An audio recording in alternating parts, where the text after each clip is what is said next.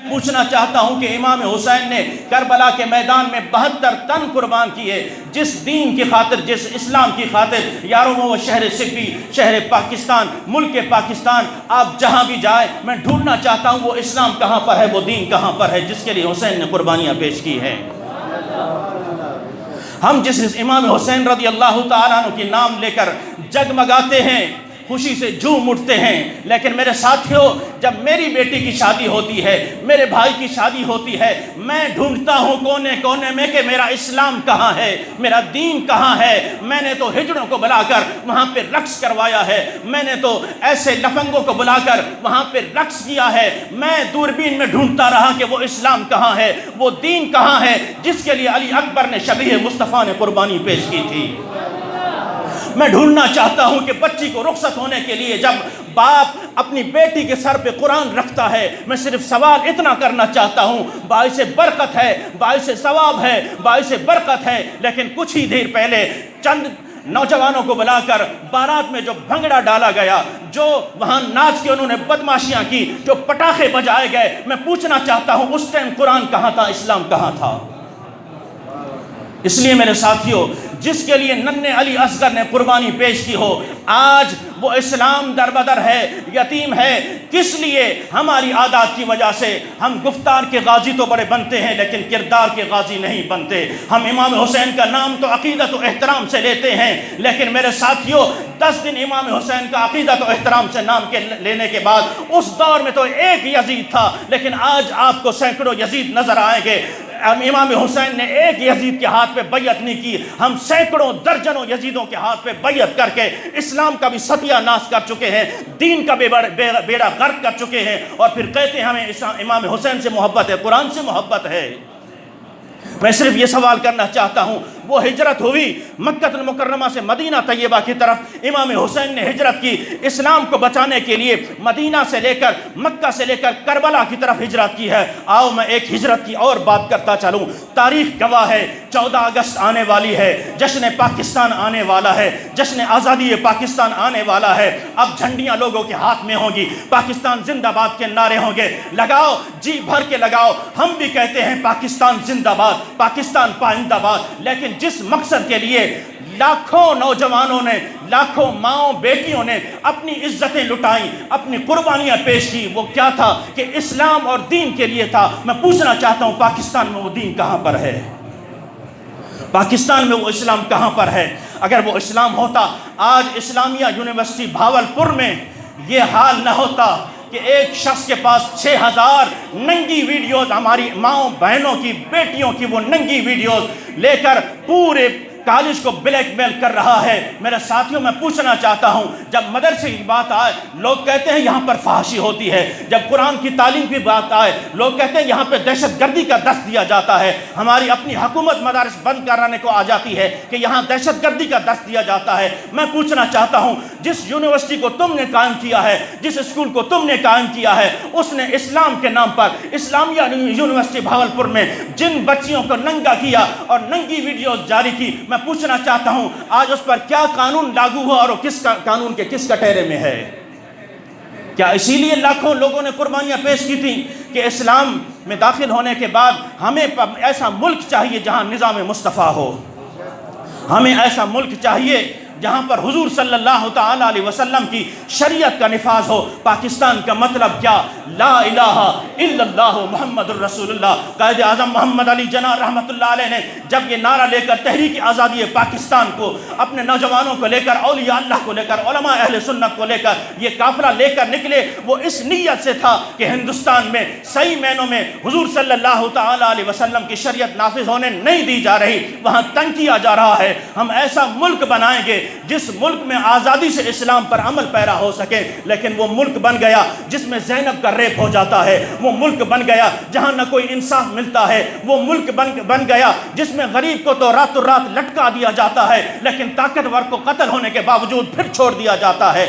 یہ ملک اس لیے نہیں بنا تھا کہ یہاں امیر غنڈہ گردی کرتے رہیں اور غریب موت کے کھیل کھیلتے رہیں۔ ہاں، میں پوچھنا چاہتا ہوں میرے ساتھیوں، سوال آپ سے بھی بنتا ہے، پوچھا آپ سے بھی جائے گا کہ جب انہی کو پرموٹ کرنے کا وقت آتا ہے تو تمہیں کوئی متقی پرہیزگار نظر نہیں آیا؟ تمہیں عالم دین نظر نہیں آیا؟ تمہیں حافظ قرآن نظر نہیں آیا، تم نے کہا یہ کیا سیاست کریں گے، مولوی کیا جانے سیاست سے، ان کا کیا کام سیاست سے، نہیں ہمیں نہیں چاہیے ایسی سیاست، ہم صرف اتنا چاہتے ہیں کہ قرآن کی عزت محفوظ رہے، اسلام کی عزت محفوظ رہے، ایک غریب کی عزت محفوظ رہے، ہمیں اقتدار کی کوئی ضرورت نہیں ہے، ہمارا مرنا جینا غریب کے لیے ہے، ہمارا لڑنا مرنا اس ملک کے لیے ہے، ہمارا مرنا جینا قرآن کے لیے اور بانی قرآن کے لیے ہے۔ اس لیے میرے ساتھیوں، لعنت ہو ایسے شخص پر۔ ہاں میں صرف اتنا کہوں گا، ارے جس ٹولے میں ایسے بد کردار شخص موجود ہوں جو حضرت امام حسین کے پیچھے نمازیں بھی پڑھیں، میرے آقا حسین نے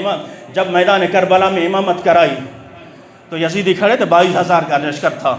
لیکن آنکھوں پر پٹی تھی دولت کی، اقتدار کی، کسی کو گورنری ملنی تھی، کسی کو کوئی کرسی ملنی تھی، کسی کو کوئی صدارت ملنی تھی، لیکن کیا تھے؟ نواسہ رسول کے خون کے پیاسے تھے۔ پیچھے حضرت امام حسین کے نماز پڑھی، میرے آقا حسین نے فرمایا آؤ نماز تو میرے پیچھے اگر پڑھ سکتے ہو تمہیں اجازت ہے، بعد کی بات بعد میں ہے، جب جنگ کا طبل بجاؤ گے امام حسین کی گردن حاضر ہے اسلام کے لیے، امام حسین کی گردن حاضر ہے۔ انہوں نے امام حسین کے پیچھے نمازیں پڑھی، لیکن اس کے باوجود کیا تھا؟ وہ پھر اپنے لشکر میں جا کے کھڑے ہو گئے، پھر اپنے لشکر میں جا کے کھڑے ہو گئے۔ یہ میرے ساتھیوں میں بتانا چاہتا ہوں، آج جو جنگ چل رہی ہے کرسی کی، اقتدار کی ہے، ہم وہ اقتدار نہیں چاہتے، ہم ایسا اقتدار چاہتے ہیں، ہم کہتے ہیں دین تخت پر ہو، اور جب حافظ قرآن عالم دین تخت پر بیٹھا ہوگا آپ کو صرف قرآن کی بات بتائے گا، اسلام کی بات بتائے گا۔ اس لیے میرے ساتھیوں، قتل حسین اصل میں مرگ یزید ہے، اسلام زندہ ہوتا ہے ہر کربلا کے بعد۔ تو میرے ساتھیوں، جناب سیدنا حضرت امام حسین رضی اللہ تعالیٰ عنہ نے کربلا میں جا کر یہ پیغام دیا ہے، اپنا سب کچھ قربان کر کے، اس لیے قربان کیا ہے، اس لیے لٹایا ہے تاکہ نانے کا دین بچ جائے، نانے کا دین بچ جائے، جس دین کو آج ہم یتیم سمجھ بیٹھے ہیں، در بدر ٹھوکریں کھا رہا ہے۔ میرے ساتھیوں، وقت ضرورت اس امر کی ہے، اس دین کو اپناؤ، اس اسلام کو اپناؤ، حسینی فکر کو اپناؤ، امام حسین رضی اللہ تعالیٰ عنہ کی فکر کو اپناؤ، جو سیدنا حضرت امام حسین رضی اللہ تعالیٰ عنہ نے فکر دی ہے اس فکر کو اپناؤ۔ اللہ تبارک و تعالی ہمیں شہداء کربلا کے مشن کو جاری رکھنے کی توفیق عطا فرمائے، اور حضور صلی اللہ تعالیٰ علیہ وسلم کے مشن کو جاری رکھنے کی توفیق عطا فرمائے۔ میرے ساتھیوں، یہاں میں ایک تذکرہ یہ بھی کرنا چاہوں گا کہ 31 جولائی کو جو سینٹ میں اجلاس ہوا ہے، آپ کو تو خبر بھی نہیں ہوگی کہ اتوار کو یہ اجلاس کیوں بلایا گیا، اور کھل کر ہمارے قائد محترم نے جو بیان کیا ہے وہ بیان یہ ہے کہ اس اجلاس میں جتنے قوانین پاس ہوئے ہیں، جتنے قانون پاس ہوئے ہیں، وہ سراسر اسلام کے خلاف ہیں، قرآن کے خلاف ہیں، جہاد کے خلاف ہیں۔ میرے ساتھیوں، ہم یہ سمجھ رہے تھے آج اگر کوئی میری مخالفت کرے، تحریک کی مخالفت کرے، قائد کی مخالفت کرے، وہ مخالفت اس کی اپنی جگہ۔ میں نے جیسے کہا کہ جسے حضرت امام حسین رضی اللہ تعالیٰ عنہ کا چہرہ مبارک جو شبیہ مصطفیٰ تھے وہ دیکھ کر بھی دین سمجھ نہ آئے، تو وہ آج اگر خادم حسین رضوی پر اعتراض کرتا ہے تو اس کا اعتراض بجا ہے۔ جسے حضرت امام حسین رضی اللہ تعالیٰ عنہ کا چہرہ مبارک دیکھ کے بھی دین سمجھ نہ آیا، وہ امام حسین رضی اللہ تعالیٰ عنہ کربلا کے میدان میں کھڑے ہو کر خود خطبہ دیتے ہیں اور فرماتے ہیں، لوگوں مجھے جانتے ہو میں کون ہوں، میں نواسہ رسول ہوں، میں وہ حسین ہوں جسے امام رسول اکرم صلی اللہ تعالیٰ علیہ وسلم اپنے کندھوں پہ کھلایا کرتے تھے،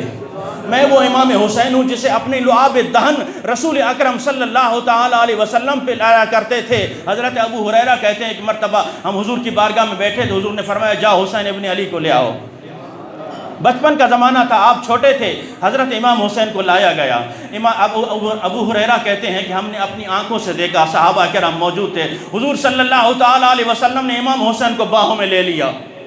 اپنی گود میں بٹھا لیا۔ پھر ہماری اپنی آنکھوں نے، نگاہوں نے دیکھا کہ حضرت امام حسین رضی اللہ تعالیٰ عنہ حضور صلی اللہ تعالیٰ علیہ وسلم کی داڑھی مبارک کو یوں ہاتھ لگاتے ہیں، کبھی ایسے ہاتھ جاتا ہے، کبھی یوں ہاتھ جاتا ہے، کبھی یوں ہاتھ، ننھے ہاتھ حضرت امام حسین رضی اللہ تعالیٰ عنہ حضور صلی اللہ تعالیٰ علیہ وسلم کی داڑھی مبارک میں، ریش مبارک میں ڈال رہے ہیں، کھیل رہے ہیں۔ میرے آقا کریم صلی اللہ تعالیٰ علیہ وسلم خوش ہو رہے ہیں، پیار سے دیکھ رہے ہیں۔ اس کے بعد ابو ہریرہ کہتے ہیں رسول اکرم صلی اللہ تعالیٰ علیہ وسلم نے آگے کیا بیان فرمایا؟ حضور اکرم صلی اللہ تعالیٰ علیہ وسلم نے فرمایا، اے میرے مولا میں حسین سے پیار کرتا ہوں، تو بھی حسین سے پیار فرما۔ میں حسین سے محبت کرتا ہوں، تو بھی حسین سے محبت فرما، جو ان سے محبت کرے مولا تو ان سے بھی محبت فرما۔ وہ امام حسین رضی اللہ تعالیٰ عنہ، ارے جن کو رسول اکرم صلی اللہ تعالیٰ، پھر ابو ہریرہ کہتے ہیں ہم نے دیکھا کہ حضور صلی اللہ تعالیٰ علیہ وسلم نے اپنی زبان مبارک حضور صلی اللہ تعالیٰ علیہ وسلم نے امام حسین کے منہ مبارک میں ڈال دی اور خوب زبان مبارک چسوائی۔ اللہ اکبر۔ پھر یوں نہ کہوں کہ سامنے علی اصغر بھی شہید ہو جائیں لیکن امام حسین کے قدم میں کوئی لغزش نہ آئے، بھائی سامنے شہید ہو جائے امام حسین کے صبر و استقلال جواب نہ دے، سامنے بھتیجے شہید ہو جائیں، بھانجے شہید ہو جائیں، سارا کنبہ شہید ہو جائے، مجال ہے کہ حضرت امام حسین رضی اللہ تعالیٰ عنہ آہ بھی کھینچیں، کیونکہ پتہ ہے کہ ساری قربانی رب کے دین کے لیے ہو رہی ہے، اور یہ سارا کام حضور صلی اللہ تعالیٰ علیہ وسلم نے پہلے ہی سکھا دیا تھا۔ صبر کا امتحان، صبر کا سبق پہلے ہی میرے آقا نے دے دیا تھا، خوب زبان چسوائی۔ اس کے بعد میرے آقا نے دعا فرمائی، اے میرے پروردگار میں حسین سے محبت کرتا ہوں تو حسین سے محبت فرما، جو ان سے محبت کرے تو ان سے محبت کروا۔ تو میرے ساتھیوں بات مخالفت کی نہیں ہے، آپ کو آپ کی رائے کے کئی لوگ مخالف بھی ملیں گے، بات رائے کی مخالفت کی نہیں ہے، بات اصل میں یہ ہے کہ جس کو اللہ تبارک و تعالی جس پر فضل فرما دے اسے دین کی بھی سمجھ آ جاتی ہے، قرآن کی بھی سمجھ آتی ہے، ناموس رسالت کی بھی سمجھ آ جاتی ہے، اور جس سے عقل اللہ تبارک و تعالی چھین لے، سامنے نواس رسول ہو، امام حسین ہو، میدان کربلا ہو، اسے امام حسین کا چہرہ نظر نہیں آتا بلکہ اپنی کرسی نظر آتی ہے، اپنا اقتدار نظر آتا ہے، اپنی دولت نظر آتی ہے، تو ہم ایسی دولت کو ٹھکرانا چاہتے ہیں، ہم امام حسین کے مشن کو زندہ کرنا چاہتے ہیں۔ آؤ، قتل حسین اصل میں مرگ یزید ہے، اسلام زندہ ہوتا ہے ہر کربلا کے بعد۔ اگر 10 دن سبیل لگا کر ہم یہ سمجھتے ہیں کہ ہم امام حسین کی محبت کا حق ادا کر دیا ہے، نہیں میرے ساتھیوں، سارا سال پڑا ہے، فکر حسین کو اپنائیے اور فکر یزید کو مسترد کیجئے اور کہیے کہ ہم مظلوموں کے ساتھ ہیں، امام حسین کے ساتھ ہیں، ہم یزیدوں سے انکار کرتے ہیں۔ اللہ تبارک و تعالی ہمیں حضرت امام حسین کا مشن چلانے کی توفیق عطا فرمائے۔ وآخر دعوانا الحمدللہ رب العالمین۔